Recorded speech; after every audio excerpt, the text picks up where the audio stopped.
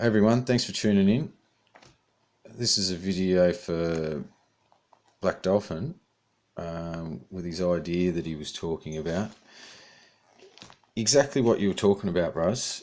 In an element of them locks, that if we split this idea down into simple sections, so this is just me brainstorming kind of with you, because I kind of had an idea that was similar but it was different.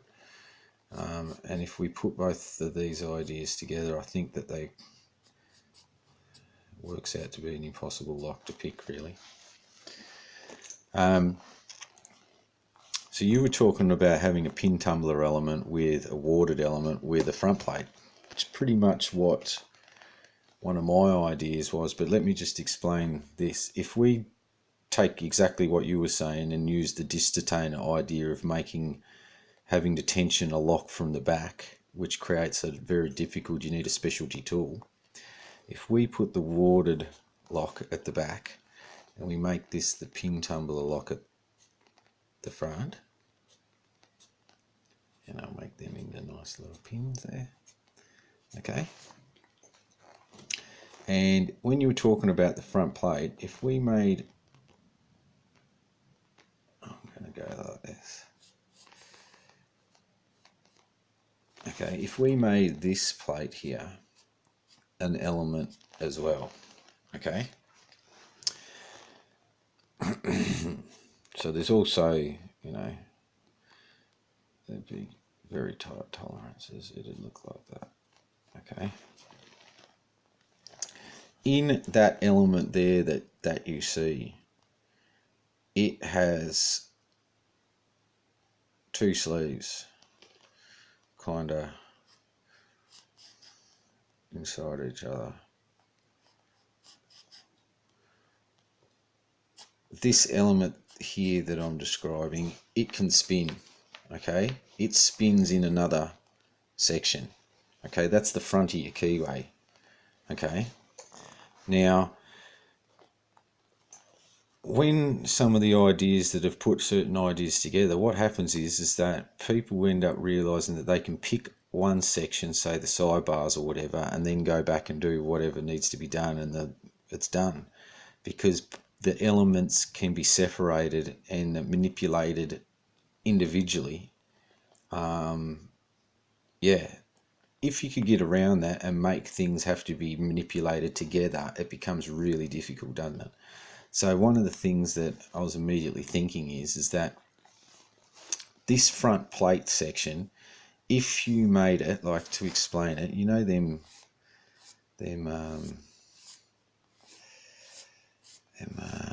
tubular locks that have got that,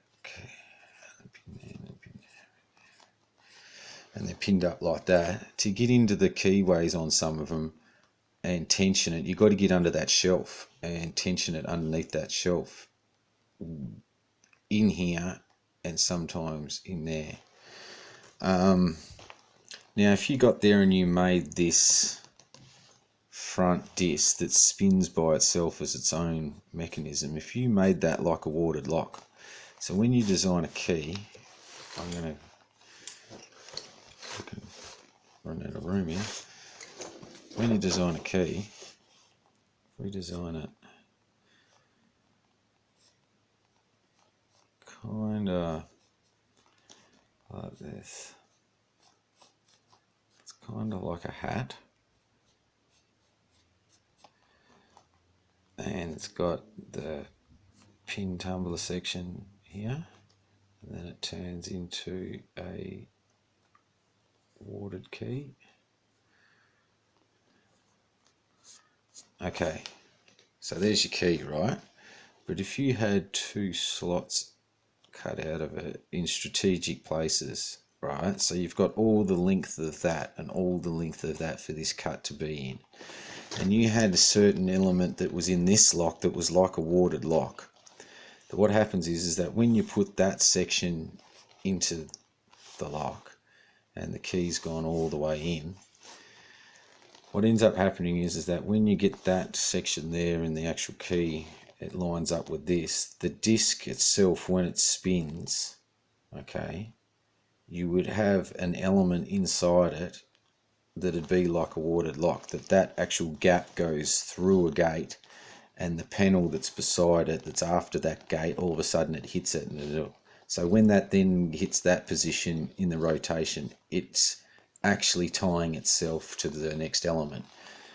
Your key works just like a normal pin tumbler lock. It's pushing all the pins up, creating a shear line so this frees up so it can fall. And you've got your normal warded lock that everything's the same as a warded lock, but we need to tie in this element with this element. One of the things that I was thinking is that when you put a key in and you've set the shear line on the very back pin, if you have that, if you have that element that something is created, either the back two pins or just the back pin itself, that it moves, sets a ball bearing at the shear line, and it actually goes into, or it can move into that chamber that it frees up room, or it moves into a chamber that then interacts with this, and then you can throw the whole lot at once. So then there's three elements that are working together. Haven't quite worked out exactly how that'd work, but it's something almost like an actuator. So when you set that pin to that shear line, it moves the ball bearing and creates this here to be a one-piece actuator so it can move.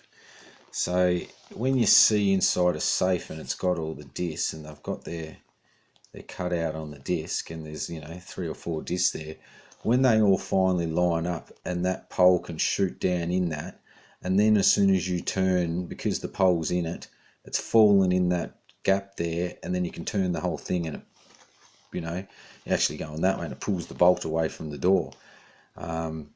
So in the same context as that, if you could have something that was, like a warded system working in the actuator, and it ends up putting something in there, and then it manipulates this. Now, if you then backwards engineer it and reverse it, you work that out how you'd have to pick it. There'd have to be, it'd be very difficult. It'd be almost impossible, because you'd have to get past the warded lock situation, which could be very difficult all the way at the back there. Having to set all the pins and get the shear line on that, and then once this spinning plate mechanism at the front, that's actually like a big fat thick washer, and it's like a disc inside a safe, and it has certain cutouts on it that then actually manipulate teeth that is inside this section, right? And when that somehow ties it into that, just like your safe door does. But when you turn that becomes, that key becomes a 3-piece interactive system using 3 types of locks, but actually making them having to interact with each other. That's what I reckon is the way to go, bros. I hope that made any sense to you, but yeah. So anyway, I reckon have that interactive though, that it does spin, that panel, like a big fat washer, that it's like it's its own wheel. It's like it's its own cog. Because then all of a sudden you've got all these different things that you could do with the key there. You wouldn't be able to get, they could literally make designer key heads that would be different shapes that wouldn't be able to get into the mechanism, and it wouldn't be extruding out of the key. It'd actually be having to cut the shape into the key head. So you could come up with all these, really weird, writing your name, whatever it is, Yale or whatever it is. And that thing in there, there's something that's inside that element that sleeves through it. Yeah. You could put all types of different designs in that system, and that make that interactive. But anyway, I think you get my point. Hope that made sense. I'm dribbling a bit there, but yeah.